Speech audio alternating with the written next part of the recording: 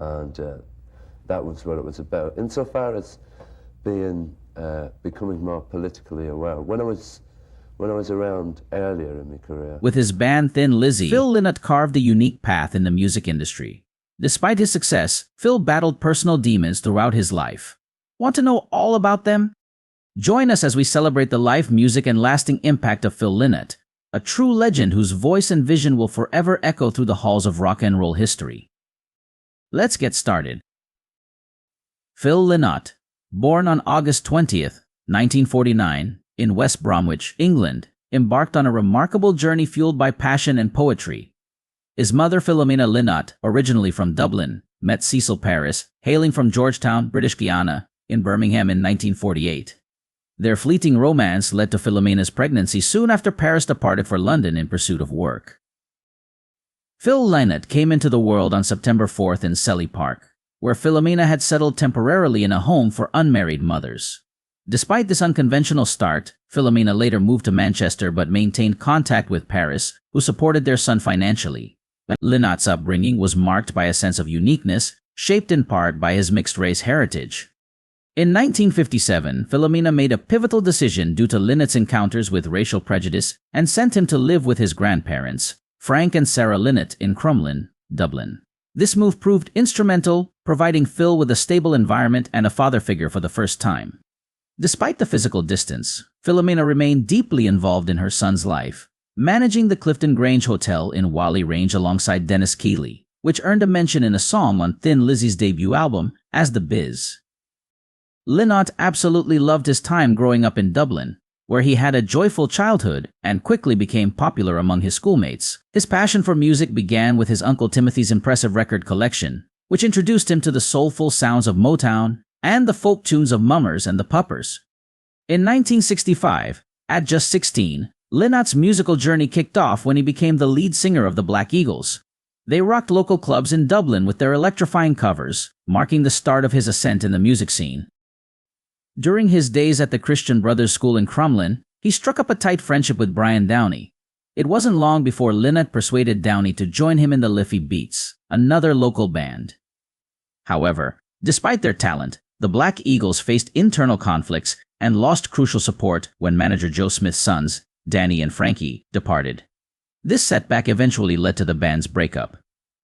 Moving out of his family home, Lynott settled into a flat in Clontarf. He didn't let the band's dissolution slow him down and quickly found a new musical home with Karma Sutra.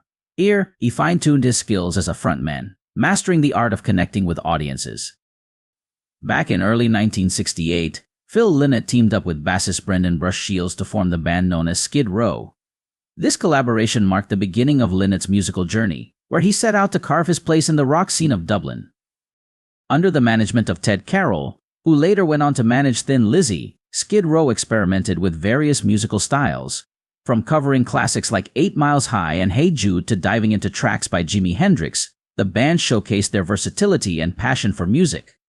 During his Skid Row days, Phil Lynott didn't play any instruments yet but used an echo box to add depth to the band's instrumentals. His on-stage persona began to take shape with trademark elements like boot polish under his eyes and playful mock fights with Shields, captivating audiences with his unique stage presence. Mid-1968 saw guitarist Gary Moore replacing Bernard Cheevers, who left for a full-time job at the Guinness Brewery in Dublin. Despite these changes, Skid Row continued to evolve musically, gaining momentum with the release of singles like New Faces, Old Places. Amidst rising success, challenges emerged within Skid Row. Shields grew concerned about Lynott's occasional off-key singing, later pinpointing it to Lynott's tonsil issues. This prompted Lynott to take a hiatus to address his vocal health. During this period, Shields took over lead vocals and streamlined the band into a trio. To alleviate his guilt over essentially firing his friend, Shields decided to teach Lynott how to play bass guitar. This gesture not only strengthened their bond but also equipped Lynott with a new skill that would shape his future in music. Shields sold Lynott his own Fender Jazz Bass and provided him with essential lessons, paving the way for Lynott's journey towards becoming a legendary bassist. In a swift move after leaving Skid Row, Lynott and Brian Downey teamed up to create a new band named Orphanage. Joining them were guitarist Joe Staunton and bassist Pat Quigley, forming a lineup that blended original songs with covers from the likes of Bob Dylan, Free, and Jeff Beck. During this phase, Lynott, still honing his bass skills, occasionally took up rhythm guitar duties while handling lead vocals. It was a period marked by creative exploration and musical growth for Lynott and his bandmates. Fast forward to 2006, a significant discovery shook the music world: a collection of demo tapes from both Skid Row and Orphanage, featuring early recordings by Lynott, resurfaced after decades thought to be lost. These recordings provided a glimpse into Lynott's formative years as a musician, showcasing his talent and the evolution of his distinctive musical style.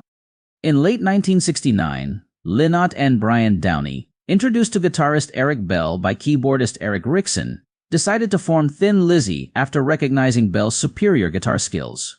With Lynott now proficient on bass, the quartet was complete. The band's name was inspired by the comic character Thin Lizzy from The Dandy, which referred to the Ford Model T car. They added the H to mimic the Dublin accent's pronunciation of thin. Following the release of their debut single, The Farmer, in July 1970, Rickson departed the band as the others deemed him unnecessary. In Thin Lizzy's early years, Phil Lynott, despite his roles as singer, bassist, and chief songwriter, remained reserved and introverted on stage. The spotlight often focused on guitarist Eric Bell, initially seen as the band's leader. During the recording of their second album, Shades of a Blue Orphanage, in 1972, Lynott nearly left to form a new band with Deep Purple's Ritchie Blackmore and Ian Pace, called Babyface. However, after a brief jam session, Lynott returned to Thin Lizzy, preferring to lead his own band. Despite financial struggles, Thin Lizzy recorded an album of Deep Purple covers as Funky Junction, with Lynott abstaining from singing due to feeling his voice didn't match Ian Gillan's style. Towards the end of 1972, Thin Lizzy received their first major break in the UK by supporting Slade, then at the peak of their commercial success. Inspired by Noddy Holder's mirrored top hat, Lynott attached a mirrored Tees bass, a feature he carried over to subsequent tours. However, on the opening night, an altercation erupted between Lynott and Slade's manager Chas Chandler, who criticized Lynott's stage presence and threatened to remove Lizzy from the tour unless improvements were made. Lynott subsequently refined his on-stage report and became more engaging with the audience, a characteristic that defined the band's performances throughout the decade. Thin Lizzy's breakthrough came in 1973 with a rock rendition of the traditional Irish song, Whiskey in the Jar, featuring artwork by Jim Fitzpatrick. Despite this success, subsequent singles failed to chart, and with the departure of Eric Bell, quickly followed by Gary Moore and briefly Brian Downey, Thin Lizzy faced near collapse by mid-1974. Their fortunes changed with the recruitment of guitarists Scott Gorham and Brian Robertson and the release of Jailbreak in 1976, catapulting Thin Lizzy to international stardom with the album's smash hit, The Boys Are Back in Town. However, while touring with Rainbow, Lynott contracted hepatitis, forcing the band to cancel their tour dates. Befriending Huey Lewis during Clover's support tour with Thin Lizzy, Lynott's frontman skills left a lasting impression on Lewis, who later found success in the 1980s. Lynott's exposure to American audiences greatly influenced his songwriting, with tracks like Cowboy Song and Massacre reflecting their U.S. tours, especially his fondness for Los Angeles.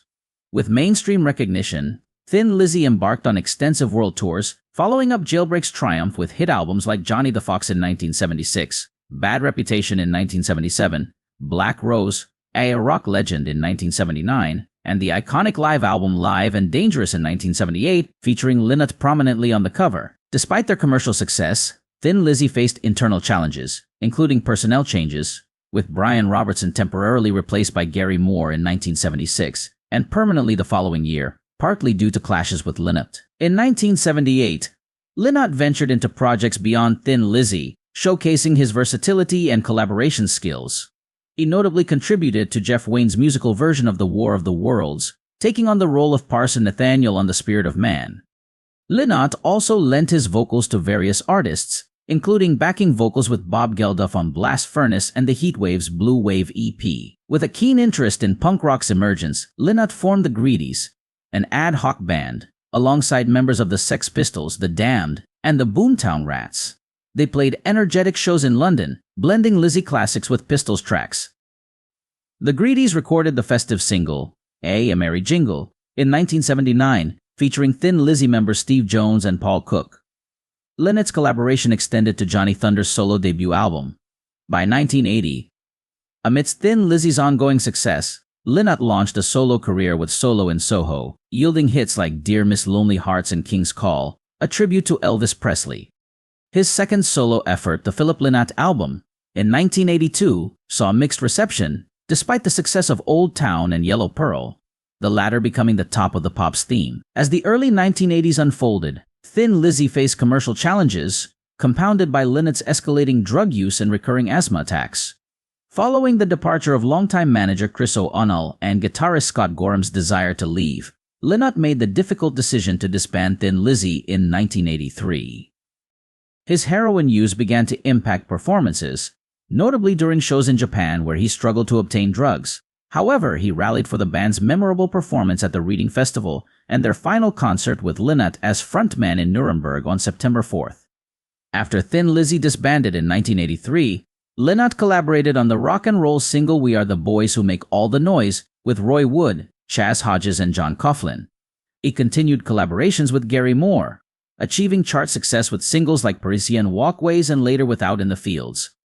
In 1984, Lynott formed Grand Slam but faced challenges due to financial constraints and his heroin addiction, leading to the band's dissolution by year-end. During 1983 to 1985, Lynott collaborated with British R&B artist Junior Giscombe, co-writing several songs including The Lady Loves to Dance, mastered with producer Tony Visconti, but remained unreleased except for demos. Lynott expressed disappointment over not participating in Live Aid, organized by his friends Bob Geldof and Midge Ure, attributing it to the Band-Aid Trust's preference for commercially successful artists.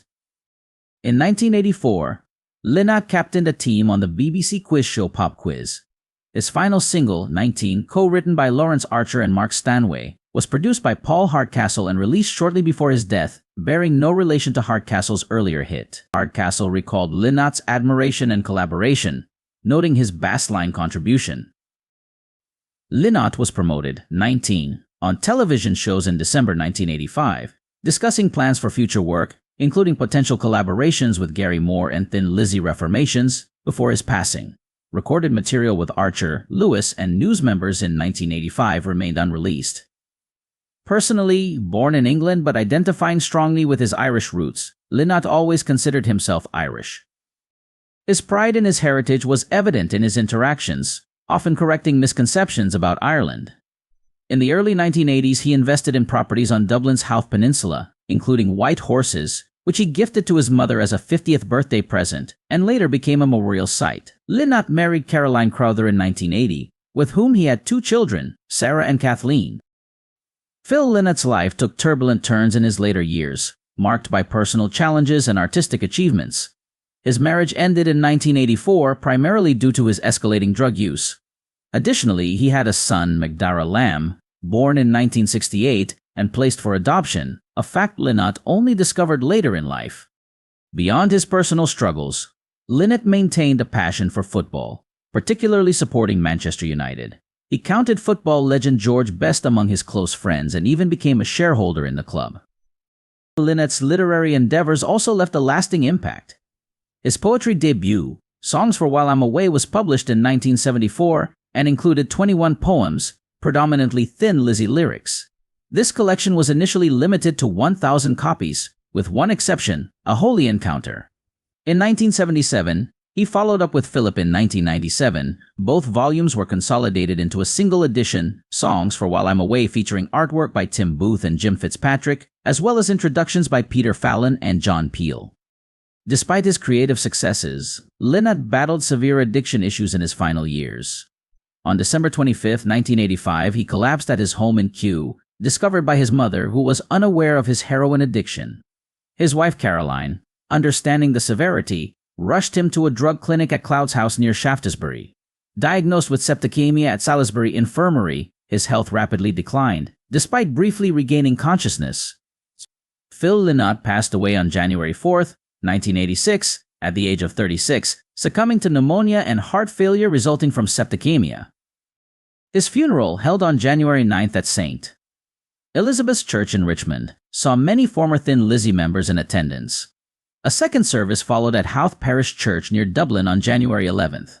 Phil Lynott was laid to rest in St. Fintan's Cemetery in Sutton, County Dublin, leaving behind a legacy as a talented musician and poet, cherished by fans and remembered for his profound impact on the music world. If you want to know more about Phil Lynott's life, subscribe, like, and share to keep Phil Lynott's memory alive. Thank you for watching.